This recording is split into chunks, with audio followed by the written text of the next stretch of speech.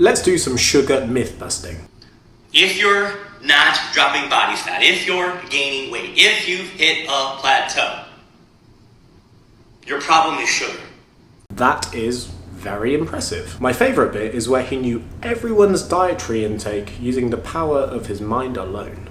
Now, I know what a lot of people will say. It's calories. No, it's sugar.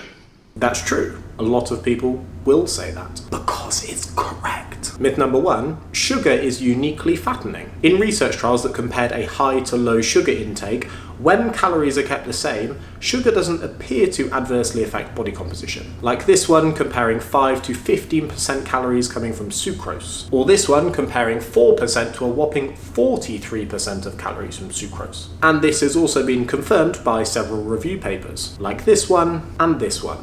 It's not lean meats, vegetables, safe starches, high quality oils, high quality fats.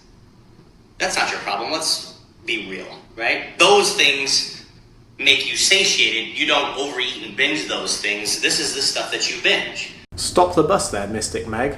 I am starting to question your powers of telepathy now. Myth number 2, you only overeat sugary foods. Now, I have a belief which isn't strictly confirmed by science, but I suspect it to be true. When people eat a lot of sweet foods, they often label it as overeating because they go into that episode thinking they shouldn't be eating them in the first place. Because people can overeat other foods. Have you ever tallied up the calories from an all-you-can-eat meat buffet? You didn't unbutton your flies and get meat sweats from a 250 calorie chicken breast. It is quite possible that you don't identify this as overeating because you don't put that label on it when you see it. It's that simple, and that's hard for a lot of people to hear because of all the science and all the studies and all the fake bullshit that's out there. Wait, what? It's hard for people to hear because of all the science? Oh, it's really hard for me to get people to believe me with all these pesky facts getting in the way. Damn you, science.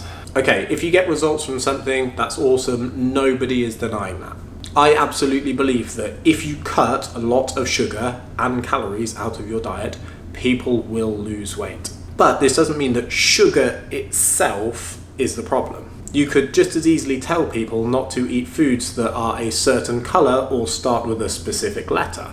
If it means that people will reduce their calorie intake, they will lose weight. But it doesn't mean that foods that are red or foods that begin with S are fattening. I ate whole foods from as close to nature as possible and I limited sugar. Sure, if you do this, there is a strong possibility that you will lose weight. For example, in this research trial that compared an unprocessed to an ultra-processed diet, people eating the unprocessed diet lost weight.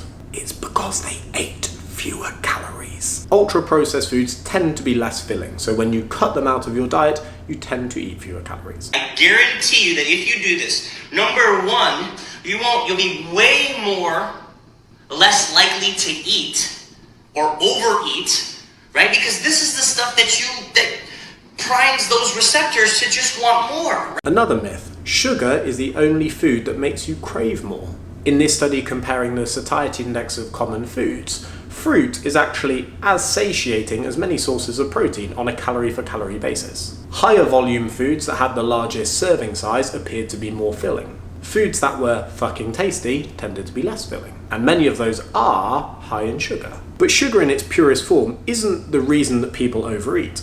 Most people have a bag in their house where they occasionally add a teaspoon to their coffee or sprinkle over their cereal. But how many of you go straight for the bag? Not that many. If you look at studies that rank foods for addictive-like properties, most of them are highly processed, which also includes added fats, not just added sugar or refined carbohydrates. But people often don't think about that. They bite into their favourite food, identify the sweet flavour and think, fuck, sugar is so easy to overeat. You know what foods are hard to stop eating? Fucking delicious ones. If you tell someone that the only reason they are not dropping body fat is because of sugar, you are leading them down a false road. They could cut out all sugar from their diet and still hit a weight loss plateau. I don't think it's a good idea to make people feel petrified of sugar, both from a food psychology perspective and also from a dietary adherence perspective.